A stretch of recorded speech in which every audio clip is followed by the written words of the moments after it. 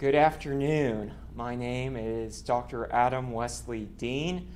I'm an associate professor of history here at the University of Lynchburg and John M. Turner Distinguished Chair in the Humanities. And today I'm going to be talking about why did the American Civil War happen? And I would like to begin with a story. My younger brother Jesse and I traveled to France in the summer of 2009. At the time, he was a French and history major at the University of Wisconsin, while I was working on my dissertation at the University of Virginia. The flight from Washington, D.C. to Paris was not short, and I was looking to sleep. My brother, however, started speaking to a woman seated in the row next to us, a Russian tennis player returning to Moscow. Anyway, I went to sleep, and when I woke up, my brother was no longer sitting by me. For anyone that knows me, I usually do not like to speak to anyone before having coffee, and this morning was no different. Yet the gentleman now sitting next to me, in place of my brother, wanted to engage me in conversation, while my brother was, as we termed it at the time, making out with his newfound acquaintance. As airplane conversations usually go, he asked me what I did for a living. I told him, without specifying the time period or geographical focus, that I was a historian. Without skipping a beat, the man asked, "What caused the Civil War?" Now, given that this was a flight to Europe, he could have been asking about the English Civil War of the 1600s or the Spanish Civil War of the 1930s. But as I suspected, he was referring to the American Civil War. Not in a mood to argue or give an in-depth explanation, I just said, "It was slavery, dude." This answer made the man immediately agitated, and he proceeded to give a number of arguments, all of them without basis, as to why the war could not have been about slavery. In his mind, the North wanted to ship things down the Mississippi River, and the South said no, and that's why the war started. When I told him that such trade restrictions were unconstitutional and had absolutely nothing to do with the war, he asked with smug satisfaction, how could Northerners have cared about black slaves when they treated Native Americans so poorly? Clearly, the man had a lot invested in the belief that the Civil War had nothing to do with slavery. This would have surprised the people who lived through the war. President Abraham Lincoln said in his second inaugural address on March 4th, 1865, quote, "Slaves constituted a peculiar and powerful interest. All knew that this interest was somehow the cause of the war. To strengthen, perpetuate, and extend this interest was the object for which the insurgents would rend the Union, even by war, while the government claimed no right to do more than to restrict the territorial enlargement of it." End quote. Josephus Hopwood, the founder of our institution, the University of Lynchburg, wrote of the heated debates over the expansion of slavery that took place between Abraham Lincoln and Stephen Douglas in his home state of Illinois when he was just 15 years old during the fall of 1858. Virginian John Smith Preston, a graduate of Hampton-Sydney and UVA, in seeking to convince the Commonwealth of Virginia to secede in February 1861, said that, for quote, "For fully 30 years or more, the people of the northern states have assailed the institution of African slavery, end quote. The coming conflict, he surmised, was that between slavery and non-slavery. Preston concluded, quote, "The South cannot exist without African slavery. None but an equal race can labor at the North. None but a subject race will labor at the South," end quote. There are many reasons why contemporary Americans are so confused as to why the Civil War happened when contemporaries were not. One, and a subject worth of long study in its own right, is that white Southerners began a campaign of historical revisionism in the late 19th century to eliminate slavery from discussion. John Smith Preston, the man I just quoted, went on a speaking tour to colleges and universities after the war to argue that the South seceded in defense of what he called, quote, "true constitutional liberty," end quote, not slavery. But this subject is one for another day. Second, due to the long legacies of slavery and the Civil War in American life, people with familial ties to the Confederacy are uncomfortable acknowledging the central role of slavery in secession. This, too, is a subject of study in its own right. But today, I will talk about why the war happened. Since the war began in 1861, people have been trying to explain why it happened. Some argue that the date is 1619, when the first enslaved people arrived in Virginia. This is problematic considering that throughout the 1600s and into the 1700s, what we now call the North had slavery as well. While the South developed as a slave society, where slavery was the predominant labor force, and the North was not, it may surprise you to know that in 1790, 1 in 5 white households in New York City owned enslaved human beings. It is also problematic because the period of slavery's biggest growth was in the 50 years prior to the American Civil War. Others posit that the origins of the war can be found after the American Revolution. Those states that did not depend on slavery abolished it in the decade or so after the war ended. New Jersey was the last to do so by gradual decree in 1804.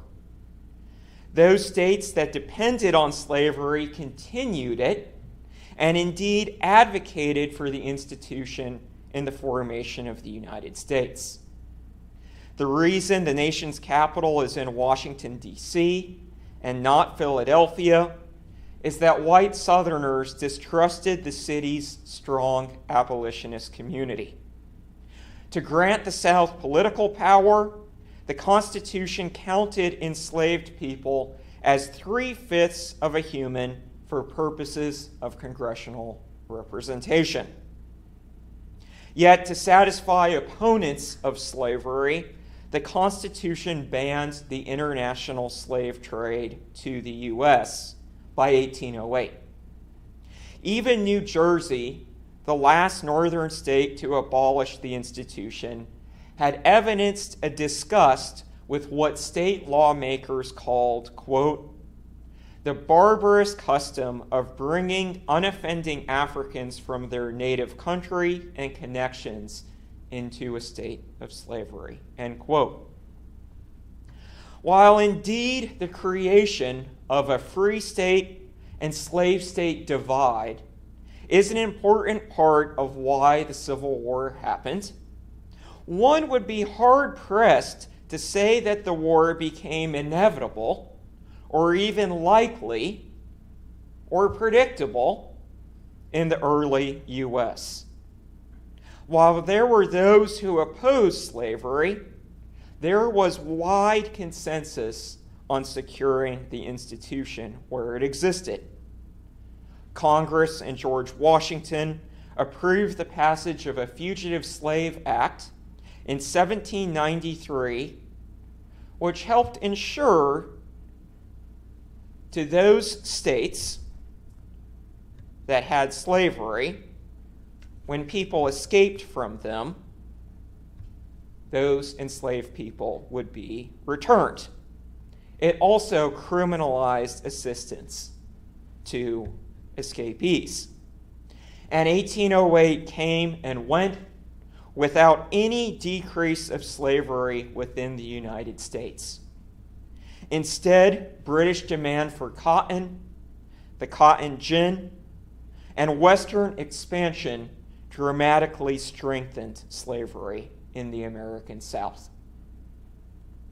Still, other historians point to the so-called Missouri Compromise. So what's the story of the Missouri Compromise?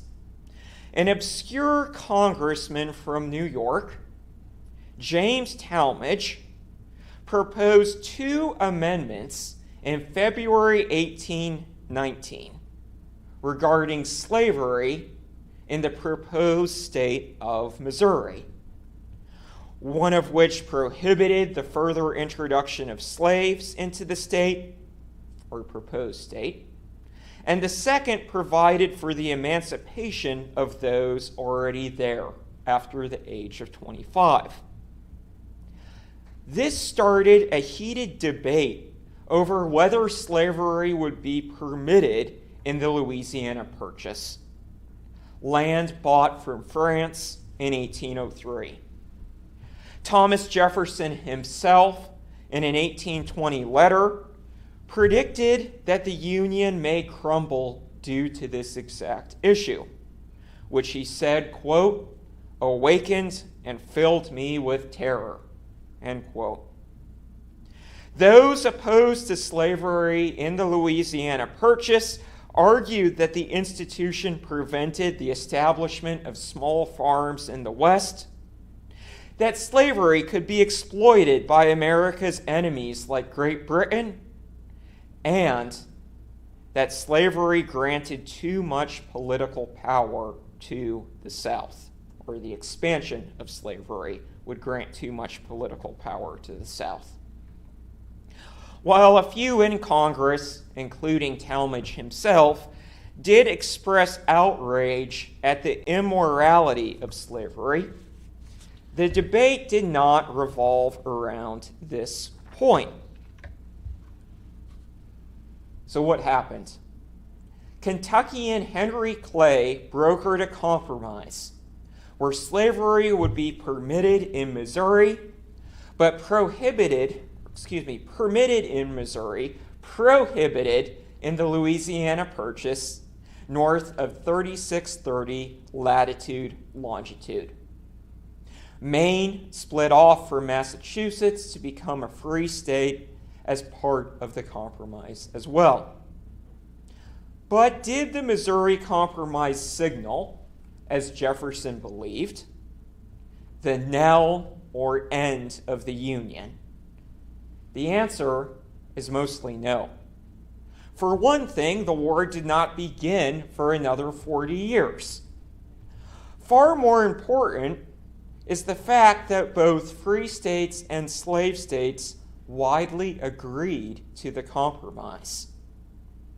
The political parties that formed afterwards, the Whigs and the Democrats, argued about many things, but not about slavery. While we live in a hyper-partisan time where the very idea of political parties seems intrinsically divisive, they were a unifying force for white America, as historians Heather Cox Richardson and Eric Foner have pointed out. So follow me here. Whigs and Democrats argued fiercely over tariffs or taxes on imports. They argued about internal improvements, whether the federal government should fund roads, canals, and bridges. They argued about Native Americans, alcohol consumption, immigration, the character of Andrew Jackson, and even a sex scandal known as the Peggy Eaton affair. But they did not want to argue about slavery. Whigs had both Northern and Southern members, as did Democrats. And while they fought each other fiercely in political elections, because the parties had members from both the North and South, they actually helped the United States stay together. Still others point to the rise of abolitionism. The Second Great Awakening transformed American religion in the 1820s and 1830s, emphasizing emotion, a direct connection with God, retiring old and obscure theological debates, and reformation of the self. Some directed the moral energy of this awakening to what they considered America's original sin, slavery. William Garrison founded the newspaper The Liberator in 1831, demanding the immediate abolition of slavery in the South. African Americans, including those who had been enslaved, were key drivers of the abolitionist movement. Harriet Jacobs explained how, quote, the slave girl is reared in an atmosphere of licentiousness and fear. My master was, to my knowledge, the father of 11 slaves, end quote. Frederick Douglass became the most famous black man in America from his powerful oratory against slavery. Abolitionists indeed became something of a boogeyman to the South. Historian Anne Sarah Rubin describes how children's textbooks and lesson plans in the Confederacy emphasize the evils of abolition and the benefits of slavery. Virginia's leading secessionist and farming scientist Edmund Ruffin, after abolitionist John Brown's attempted slave insurrection, actually sent the pikes Brown would have used to governors of southern states, hoping to spur secession. And as a side note, he would commit suicide rather than accept United States victory in the Civil War.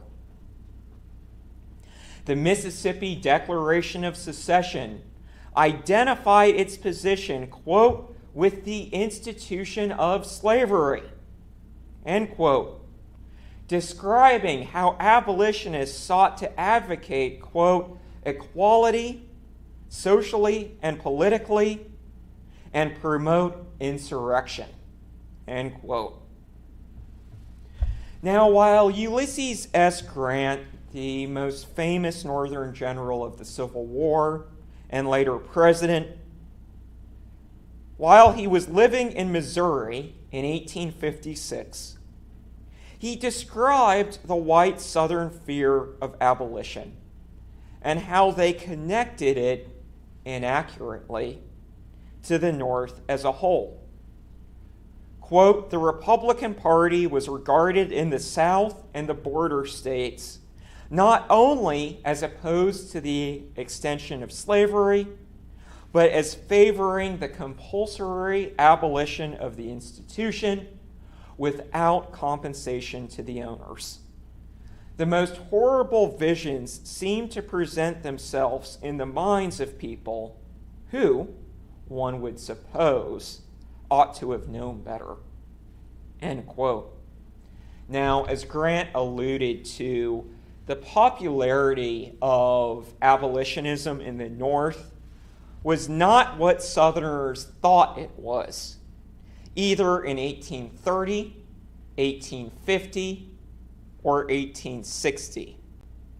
There was a short-lived third party devoted to abolitionism in America called the Liberty Party between 1840 and 1848. While it did indeed have an impact on national politics, popularizing ideas such as the slave power, as I'll talk about later, and training people like Salmon Chase that later became critical to a broader anti-slavery coalition, as well as costing the Whigs the state of New York in the 1844 presidential election, the party had trouble getting more than 5% of the vote in any state, not to mention a presidential election. Abolitionists in the North could face mob violence, sometimes encouraged by presidents like Andrew Jackson. A pro-slavery mob shot and killed abolitionist journalist Elijah Lovejoy in Alton, Illinois in 1837. Very few white Americans on the eve of the Civil War considered themselves abolitionists. Historian Dan Crofts, in his award-winning 2016 book, Lincoln and the Politics of Slavery, emphasizes just how far apart abolitionism was from mainstream Northern thought, even after Abraham Lincoln's election and the secession of 7 states of the Deep South. After these states left and Lincoln was to assume the office of the president, white men in Congress debated a proposed 13th Amendment that would have guaranteed slavery forever. The Senate indeed passed it by the necessary 2/3 majority, and Lincoln endorsed it, hoping to avoid war. What he was not willing to deal on, however, he, meaning Lincoln, was the expansion of slavery to the West. Now, while Southern newspapers spread rumors that Lincoln's running mate, Vice President Hannibal Hamlin, was a black man, and that all Republicans were abolitionists, Lincoln himself, Crofts states, quote, judged that slavery would last for a century or more. He and other Republican leaders always stated that they had no power to liberate slaves and no intention of doing so, end quote. While the ensuing war would change Lincoln's beliefs. After all, he would be the first American president to endorse voting rights for black men, approved a measure that redistributed land to freed people, and of course, saw the passage of the final 13th Amendment that abolished slavery. Such a radical transformation was in the future, not in 1861. This brings us to the question, why the Civil War? One part of the answer has thus far become clear. White Southerners, perceived the North as being far more abolitionist than it actually was. This concept, while once hard for students of history to understand, has become clearer in our modern era of a hyper-partisan press and widespread sharing of disinformation. Yet, settling on this answer alone would still leave a very incomplete story. Why did the South feel that slavery was threatened in 1861? Why not 1856 or 1850? Why not 1840, after the rise of abolitionism? Here, historians have provided different answers, but have long agreed that the Mexican-American War was critical. The war, controversial from the beginning among wide segments of the American population, added a vast amount of territory to the U.S., prompting an immediate debate over slavery's extension. David Wilmot, at the beginning of the war in 1846, he was a Pennsylvania congressman, so he introduced a proviso or amendment to a bill funding the war that banned slavery from any territories acquired by the conflict. The debate over what became known as the Wilmot Proviso threatened to split politics on northern and southern lines. It is here that I would like to make another point clear, one that is difficult for modern Americans to understand, like the gentleman on the airplane to France. Anti-slavery sentiment, including the opposition to the expansion of slavery to the West, that Wilmot and later the Republican Party expressed, was different than abolitionism. Wilmot himself was clear on this. Before launching on one of his many anti-slavery tirades, he pleaded, quote, no squeamish sensitiveness upon the subject of slavery, nor morbid sympathy for the slave, end quote. And that sentence essentially said, I'm not an abolitionist. As I point out in my 2015 book, An Agrarian Republic, Wilmot and many Northerners argued that, quote, slave labor exhausts and makes barren the fields it cultivates, end quote. And that was from Wilmot. Threatening the land itself and the creation of a small farmer society in the West. They also attacked slave owners, labeling them as un-American aristocrats who did not work for a living. Throughout the 1850s, Northerners mocked enslavers as the chivalry. They also picked up on a theme that had been used by abolitionists, but detached it from opposition to slavery in the South, that of the slave power. Pointing to the plethora of slave-owning presidents, the Mexican-American War itself, and laws against freedom of speech in the South, anti-slavery politicians argued that there was a slave power conspiracy in government. So what did they mean by the slave power?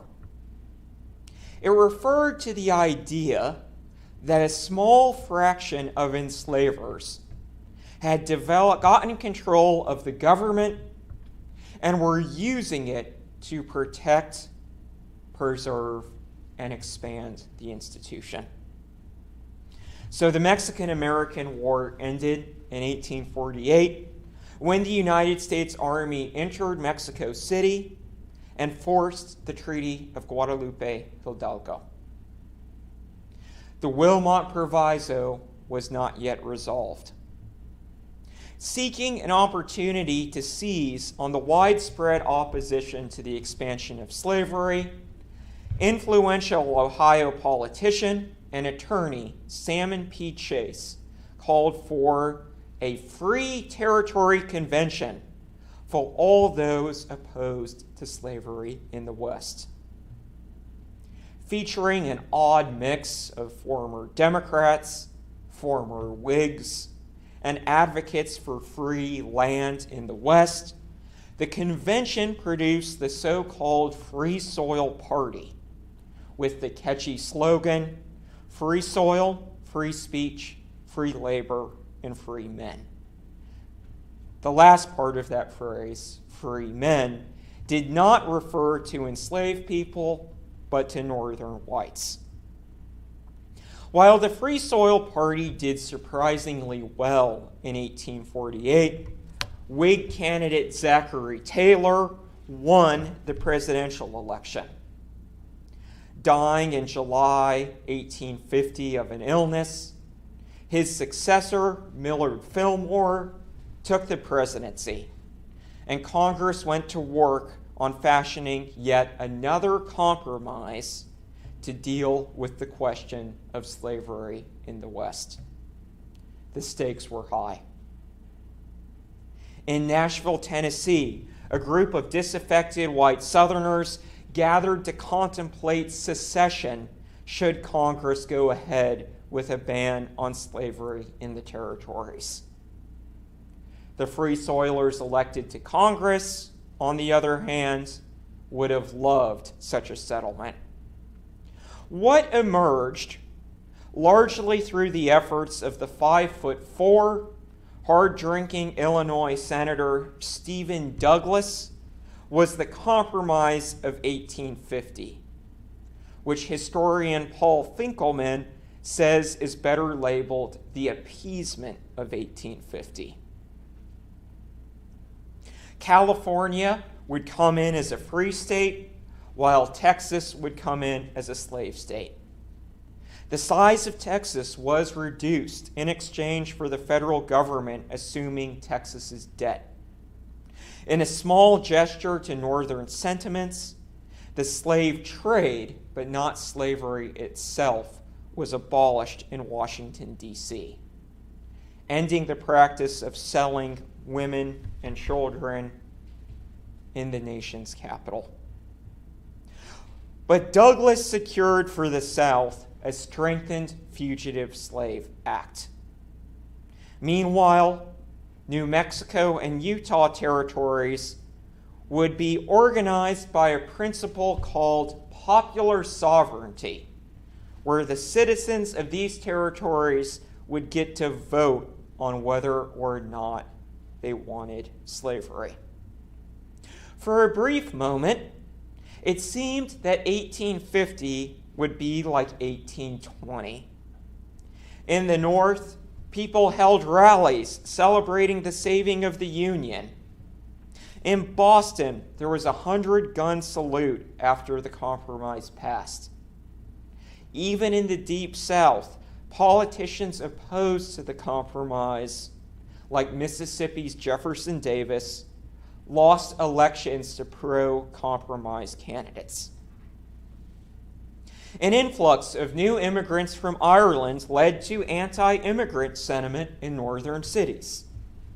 Perhaps this would take attention away from slavery. An influx of gold from California created an economic boom.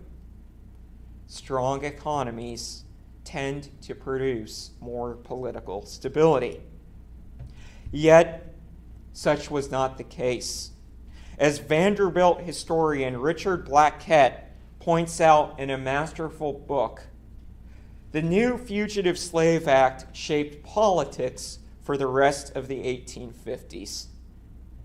Driven by increasing numbers of enslaved people escaping north, the act prevented suspected fugitive slaves from testifying on their own behalf. Introduced stiff penalties, including misdemeanors and felonies, on those who assisted slaves. Established a federal policing system to track down escaped slaves, and paid commissioners charged with fugitive slave cases more money for finding someone guilty of being an escaped slave. So the commissioner would get $10 if the decision favored the slaveholder and $5 if it did not. it also did not provide for any statute of limitations, meaning if you had been an enslaved person who escaped north and had been living in the north for 20 years, your enslaver could still try to claim you and return you to the south. The law brought home to white Northerners that they were part of a slave country, though they often did not like to think about it. In response, Harriet Beecher Stowe wrote Uncle Tom's Cabin.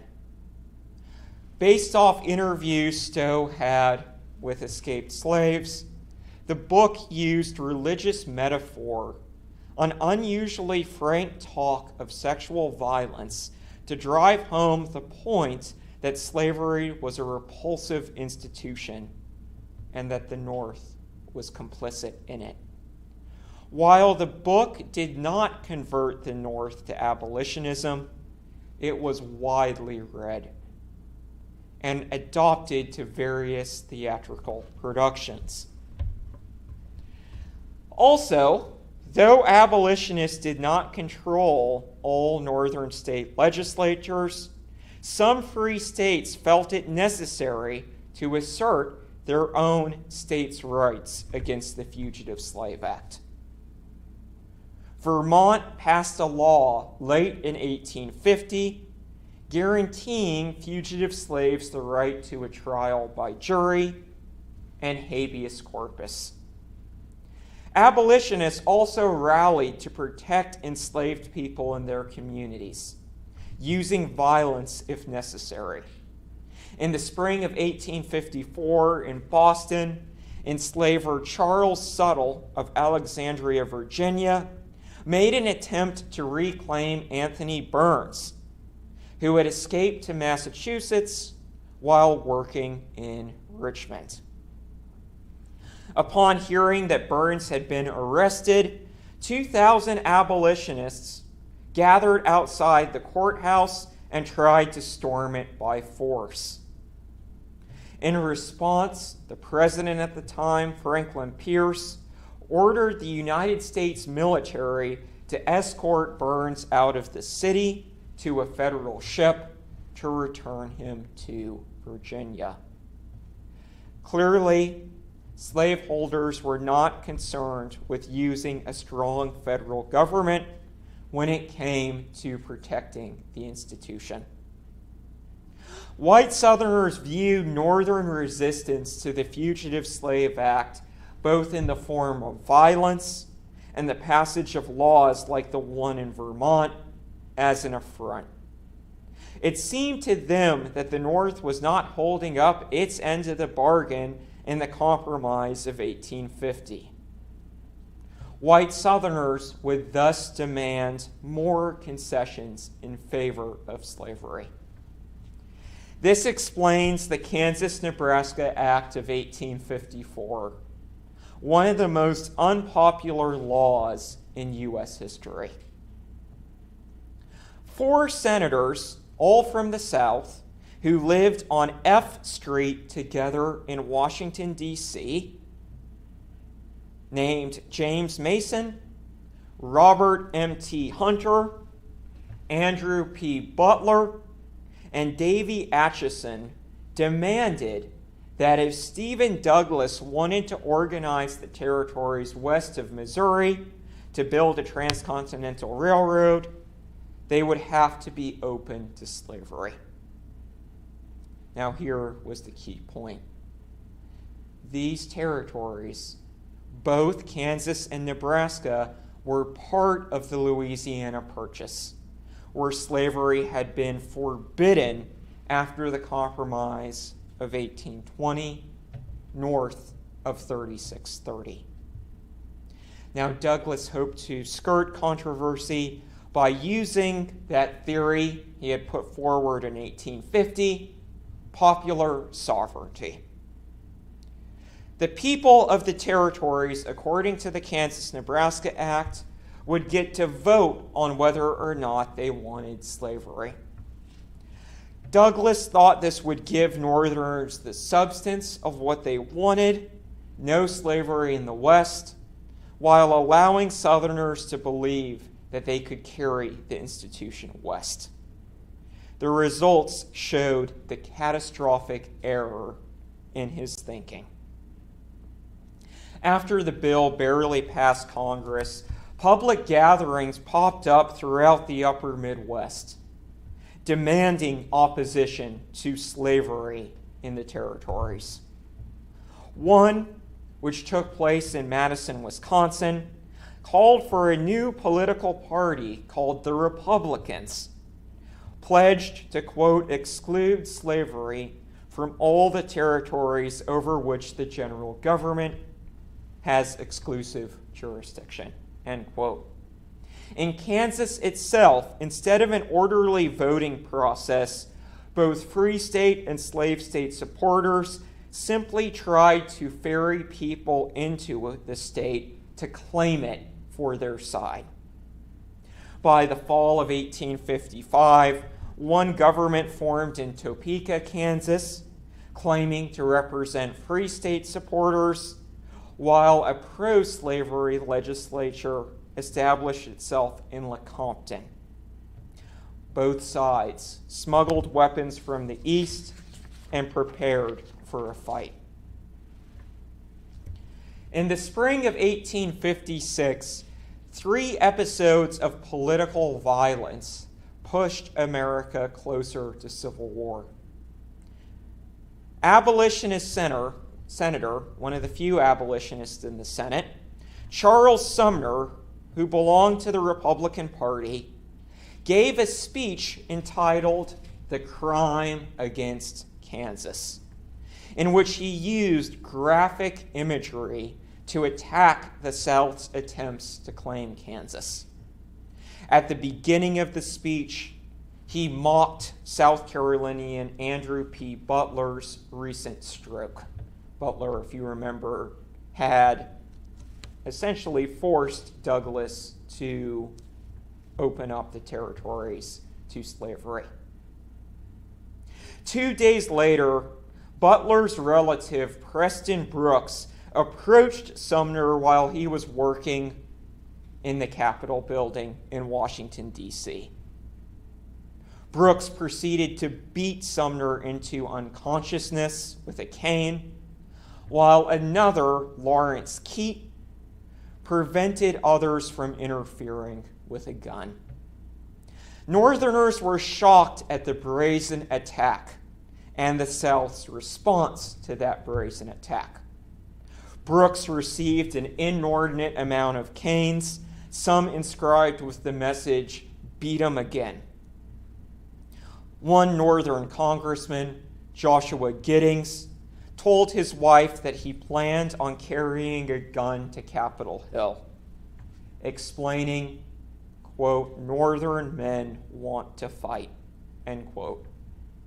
Now, only a day before Sumner's attack, in Kansas, pro-slavery settlers rode into the free soil town of Lawrence, ransacking the hotel, burning homes, and destroying the printing press of an anti-slavery newspaper.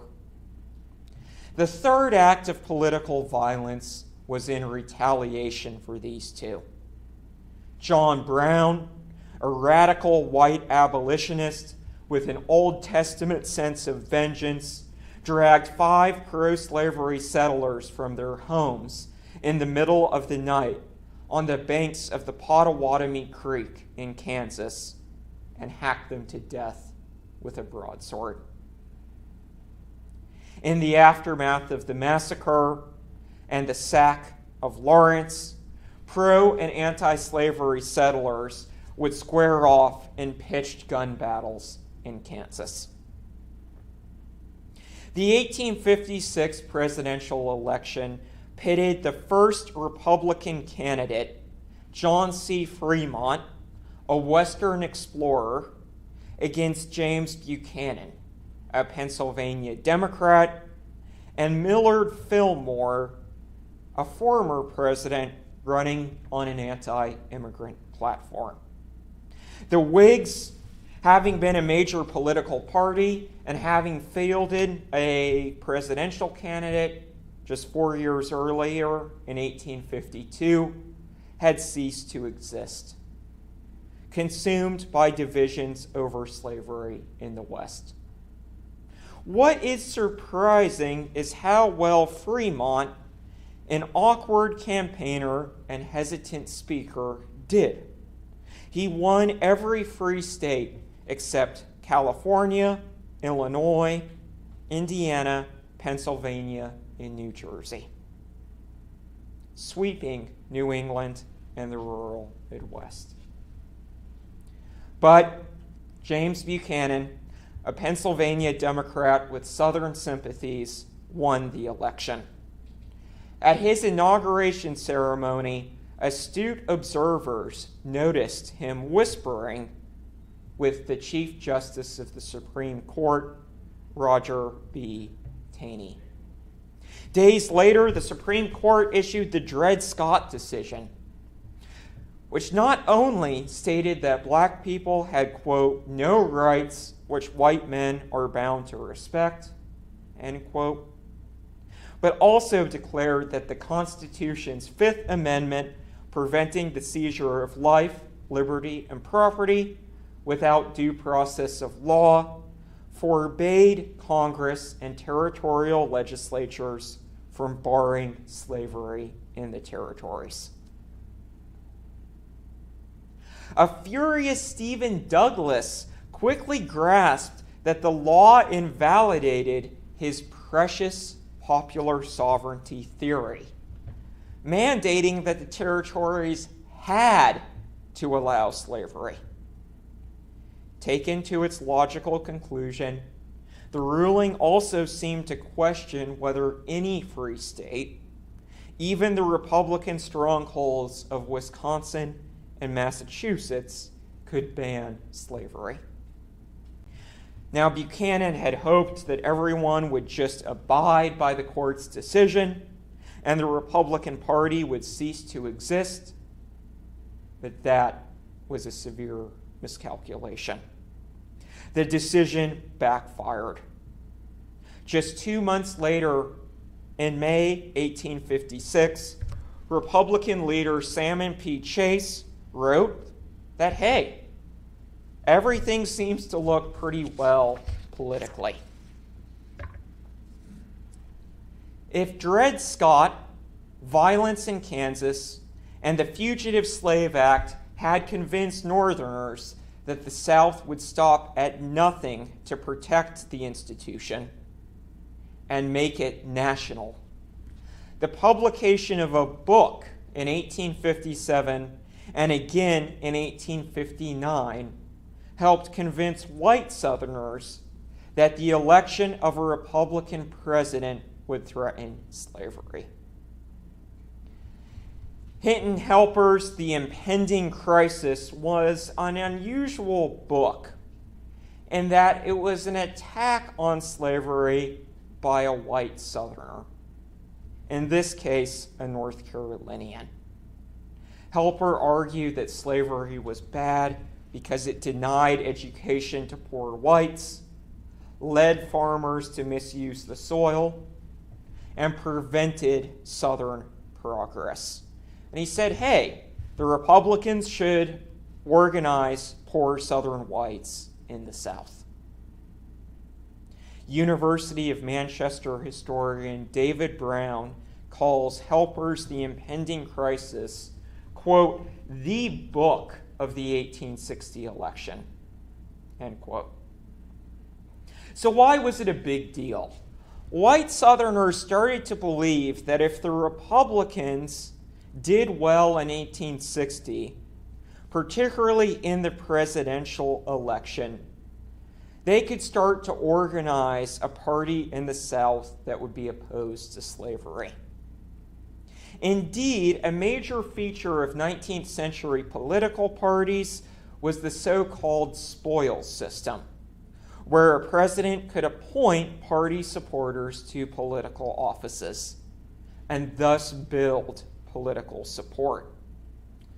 nor could the South tolerate any homegrown dissent to slavery.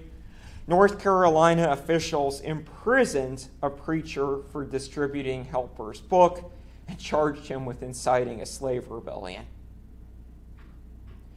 While Americans certainly did not predict or foresee a civil war on the magnitude of the one that broke out in 1861, 1859, and 1860 were apprehensive years that drew the nation closer to violent conflict. In October 1859, John Brown, still on the run from his activities in Kansas, wanted to incite a slave rebellion.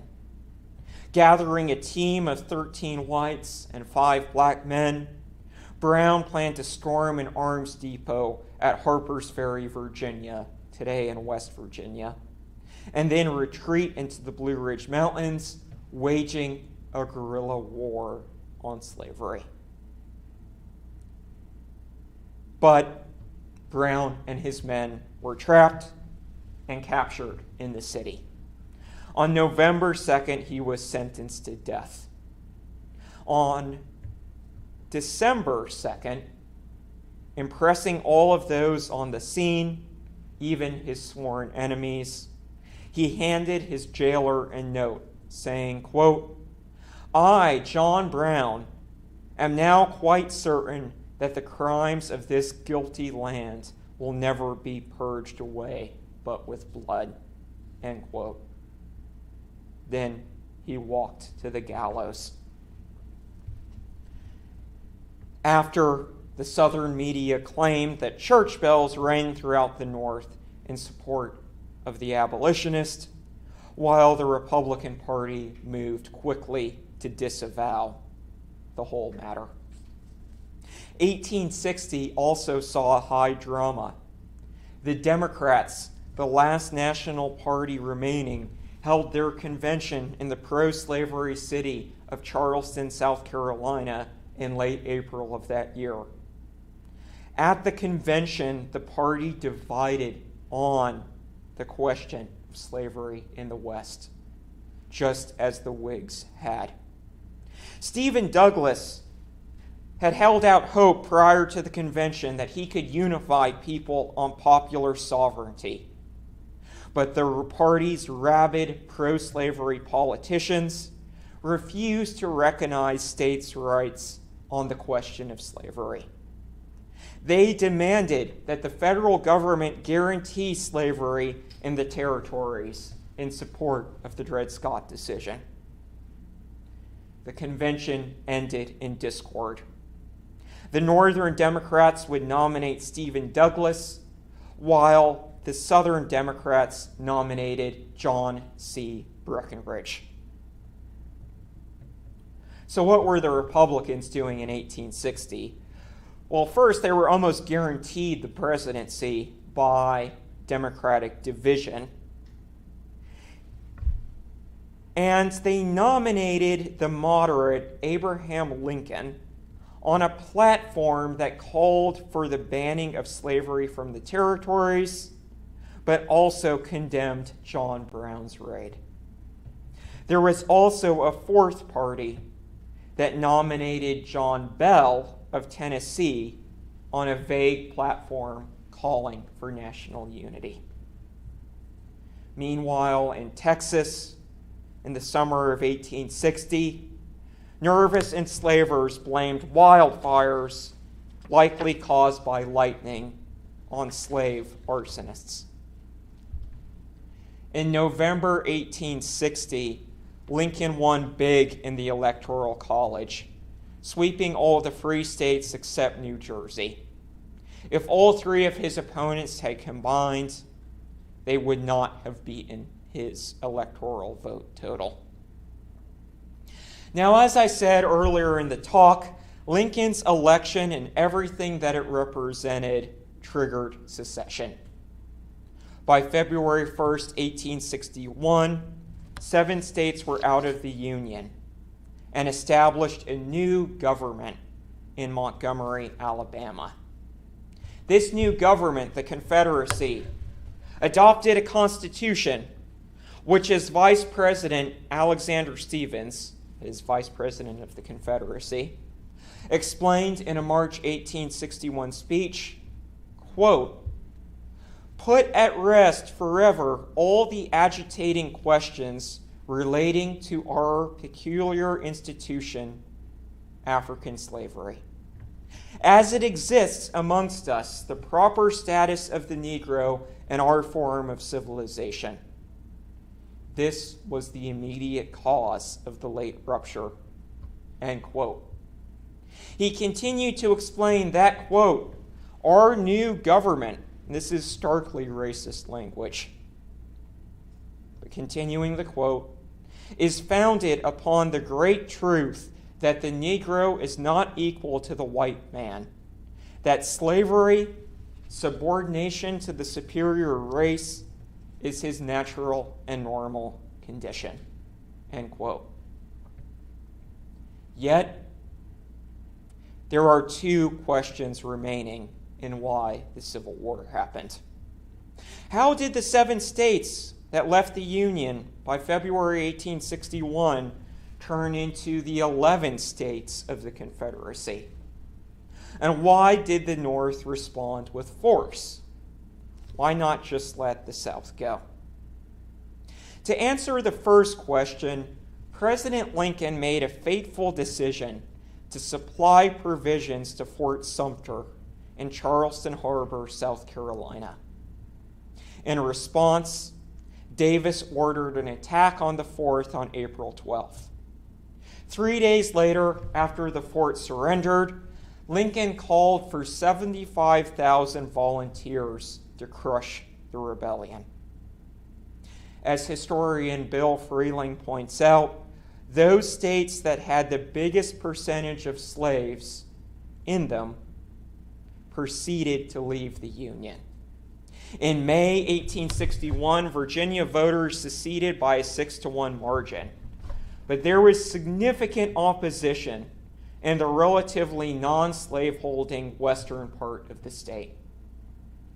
West Virginia, of course, wanted nothing to do with the Confederacy and would leave Virginia to join the North as a new state. Arkansas agreed by 13-1. North Carolina was unanimous. Tennessee, the last state of the Confederacy, left following a 2-1 margin, but had, like Virginia, sizable opposition to slavery in the mountainous part of the state that did not have as many slaves in it.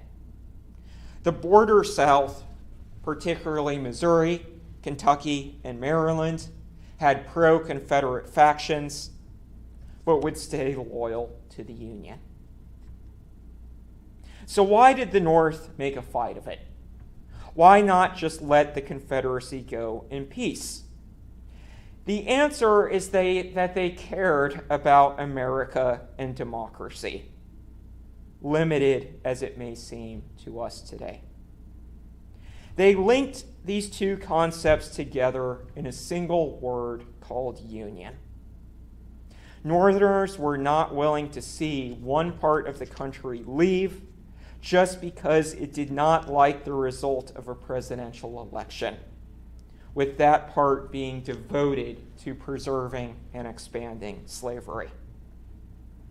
As Lincoln would say in a December 1st, 1862 speech, after he had decided to issue the Emancipation Proclamation, quote, "In giving freedom to the slave, we assure freedom to the free, honorable alike in what we give and what we preserve. We shall nobly save or meanly lose the last best hope of earth. Other means may succeed. This could not fail. The way is plain, peaceful, generous, just. A way which, if followed, the world will forever applaud." End quote. Now, I don't say that to indicate that the Emancipation Proclamation gave freedom to enslaved people. It's, of course, far more complicated than that. enslaved people escaped, the Union had to win the war, and Congress would ultimately pass the 13th Amendment. But the reason I say that quote is to indicate what people in the North thought about the Union, the last best hope of Earth. So in conclusion, is there a thesis that can weave everything together into a satisfying explanation of why the American Civil War happened? I must admit that I still find the 1977 posthumously published book, The Impending Crisis by David Potter, to be very compelling. Potter argues that a political consensus existed in the United States regarding slavery that depended on the slave South having political allies in the North. Yet, by demanding more and more protections for the institution, such as the Fugitive Slave Act, KansasNebraska, the Dred Scott decision, the recognition of a slave state government in Kansas, no free speech about slavery, a federal slave code for the territories. By demanding these things, the slave South destroyed their allies in the North. Even Stephen Douglas, the Illinois Democrat, could no longer appease the South.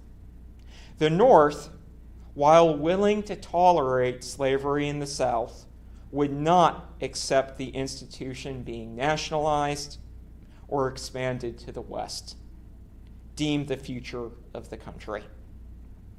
Or we can return to Lincoln's explanation of the war as nearly a perfect thesis. Quote, slaves constituted a peculiar and powerful interest. All knew that this interest was somehow the cause of the war. To strengthen, perpetuate, and extend this interest was the object for which the insurgents would rend the Union, even by war, while the government claimed no right to do more than to restrict the territorial enlargement of it, referring to slavery. End quote, and thank you.